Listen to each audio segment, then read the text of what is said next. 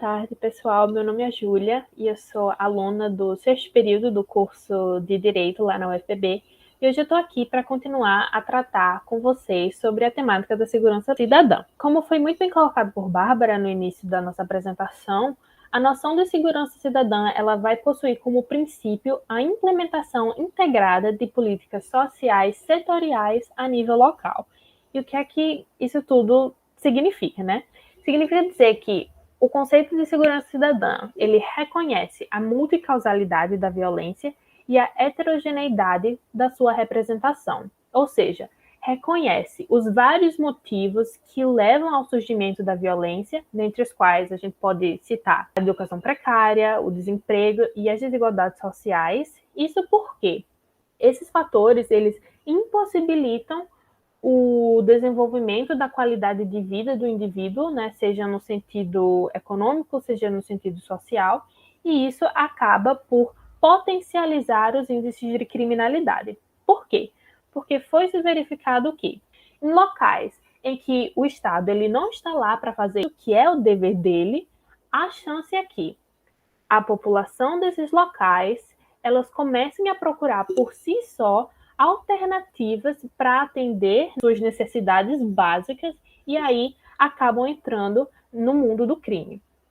E fora isso, o conceito de segurança cidadã, ele também vai se atentar às diversas maneiras como essa violência ela é expressa, né? Como é que ela se faz presente na sociedade. De acordo com o Index Global da Paz de 2021, que eu trouxe aqui para vocês, que foi elaborado pelo Instituto de Economia e Paz, e que essa é uma pesquisa que mede o nível de paz dos países, né, ao redor do mundo.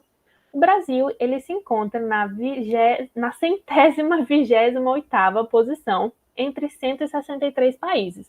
Ou seja, ele está lá embaixo na lista. E esse ranking, ele colocou o Brasil, né, num patamar considerado de baixo estado de paz.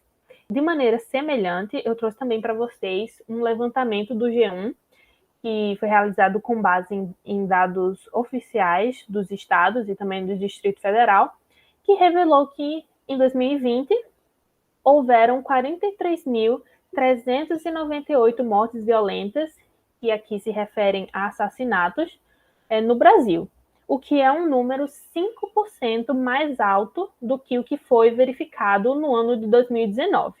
E eu trouxe isso para vocês por quê? Porque através desses números, então, a gente consegue, né, entender, porque fica bastante óbvio que a violência é um grande problema no país, e eu tenho certeza que todos nós aqui sabemos disso, e que talvez nem fosse necessário que eu trouxesse esses números, mas eles também colocam em evidência que esse é um problema que persiste, né, por décadas, e também, ainda por cima, fica evidente que a estratégia utilizada atualmente pelos órgãos de segurança pública, a saber, a estratégia do policiamento repressivo, que é aquela em que são mandados agentes fardados para simplesmente punir, e muitas vezes de uma maneira excessivamente violenta, os criminosos, ela não é eficaz, ela não é eficiente, né? Essa estratégia, ela não é suficiente para conter os índices de criminalidade no país, e isso, né, se torna óbvio olhando esses números, porque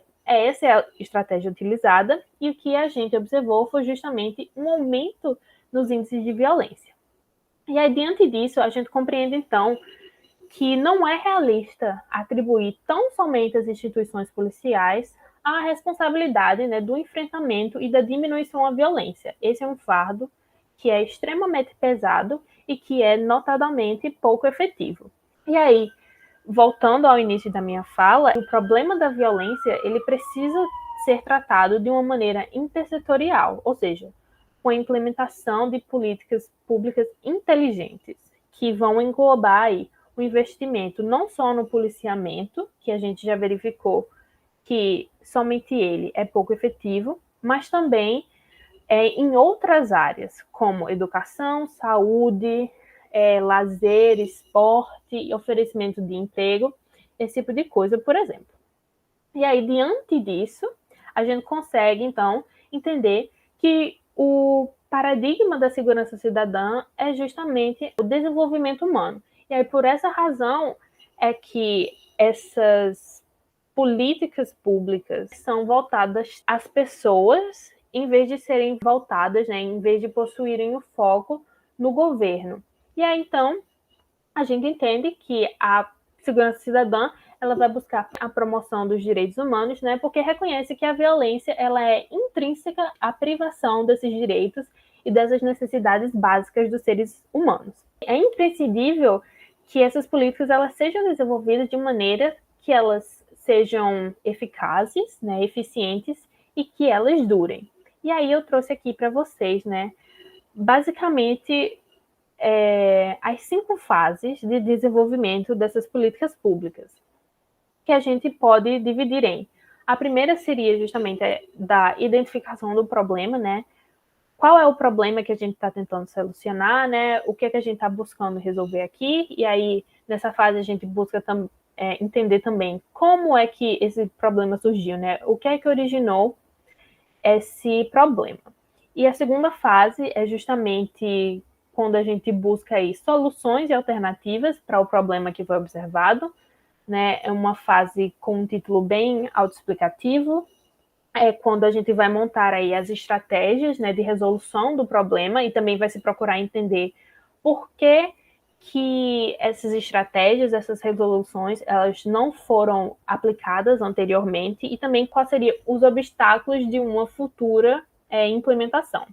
Já a terceira fase seria a da transformação dessas resoluções em atos propriamente ditos, ou seja, seria a fase da implementação em que a gente começa a colocar em prática, né, essas resoluções. E aí, a quarta fase seria a fase da avaliação, ou seja, a fase em que se analisa aí os impactos dessa política pública, como é que ela está se desenvolvendo, como é que ela está performando, está funcionando do jeito que a gente estava esperando, do jeito que a gente planejou. E por fim, a quinta fase, ela pode ser uma de duas.